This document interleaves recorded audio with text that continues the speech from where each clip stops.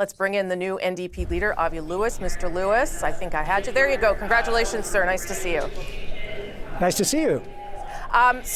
You did address some of it off the top there after your win, Mr. Lewis, but one of the things you are going to need to do, first of all, is reach out to some of your provincial counterparts, two of whom, Naheed Nenshi and Carla Beck, have already said this morning that they disagree with you on issues of resource development. Carla Beck says she doesn't want to meet with you at all until you change your position. So how do you manage that reality, Mr. Lewis? Well, thank you for the congratulations, Rosie. We had an all-time high voter turnout, and we had an all-time high number of votes for our campaign, and the highest percentage winning total in the one member, one vote era. So I'm just getting the news off the top. But I have been elected with a major mandate from the members of the federal NDP on a message that's not just about natural resource development, but is about addressing the grinding everyday emergency of trying to get by in a cost of living crisis, and our very specific proposals for dealing with that.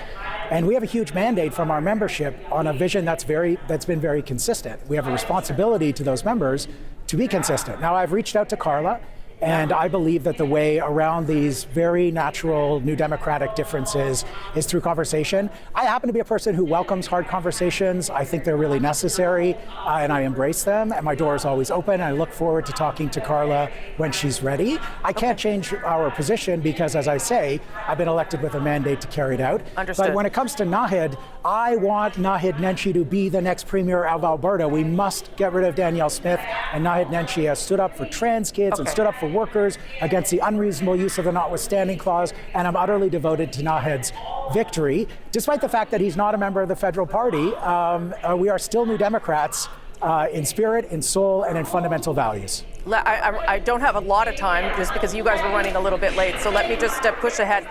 When do you plan to try and get a seat inside the House of Commons, Mr. Lewis? How important is that to you, to your rebuilding strategy? It's very important, but it's not the primary importance right now, this second. There is a big country out here, and we have a big job of rebuilding to do. When Jack was elected, he said off the top he was going to take a year and rebuild the party. I'm not committing to a time frame, but we have a lot of grassroots organizing to do, candidates to identify, election readiness to prepare, and it's very exciting to be out here among New Democrats and to travel the land and be in people's daily reality and work through the solutions with them and build up the party and the energy. I don't know if you've seen it on the floor of this convention, but we're back, Rosie, and we have building to do. Well, you're there, and you think that you're back. That's all fair and good, but it is a long road ahead. You will acknowledge that. Democrats know that we have a lot of work to do, but 2,000 people at this convention, tremendous amount of energy, is slightly out of sync with the portrayal of a party in the wilderness. New Democrats know that we're on our way back, and we've had incredible momentum during this campaign and at this convention. One of the challenges right now in the current political environment, Mr. Lewis, is it's very hard to get a message across because Canadians are very preoccupied, yes, with cost of living, to your point, but also with the geopolitical situation we're in. How do you make sure that you can speak to Canadians at a time when, as you said in your speech, many of them are giving the Prime Minister the benefit of the doubt right now? Yeah, well, I think we have a very different vision for how to build the safety and security of Canadians and Canada's clarion moral voice on the international stage. And Mr. Poilievre does not offer that alternative.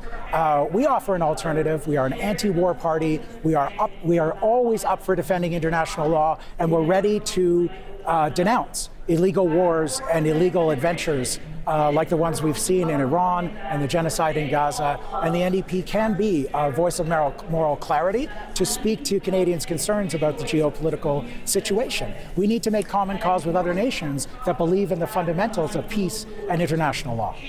Is the goal for the NDP under your leadership, Mr. Lewis, to form government, or is the goal to be sort of a protest party that speaks about some of the issues that matter to other Canadians? No. The goal of every political party is to win more seats and to take power in the nation. We're probably an election cycle or two away from that because we don't have party status, and we're building back from the bottom of the electoral cycle. The goal is always to build power.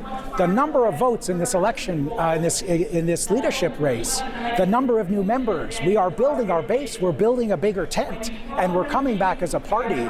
Our proposal on a public option for groceries has received hundreds, thousands of responses from conservatives who are drawn to this idea because everybody is hurting at the checkout. And they cannot understand why Galen Weston is worth $20 billion and they can't pay for groceries, and 1 out of 4 parents is cutting back on food in order to feed their kids. We're going to offer an option for that, and we're going to come back on that basis. Avi Lewis, thank you for making the time. I know we'll speak again. Congratulations again, sir. Hey, you're the first person I've talked to, Rosie. Okay, thank you. We'll talk again soon.